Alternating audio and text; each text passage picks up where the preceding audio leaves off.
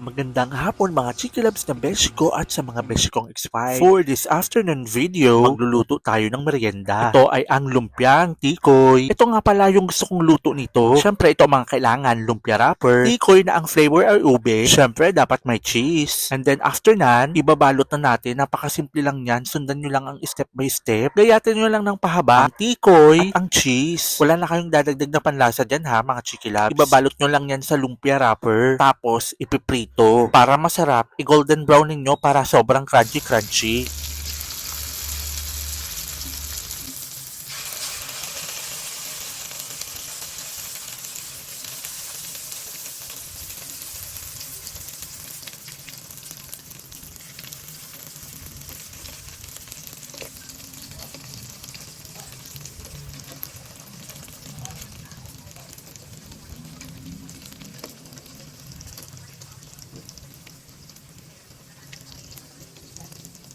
After 24 hours, char-char, ayan, napakasarap, di ba? Lumabas pa yung mga cheese. Partneran mo pa ng black coffee without sugar. Perfect! Yummy, yummy, uwishi. Let's go! Merienda po tayo mga Chikilabs na besh ko at sa mga besh kong expired. Black coffee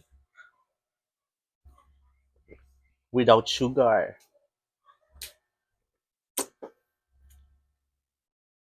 At ito, try na natin. Sarap.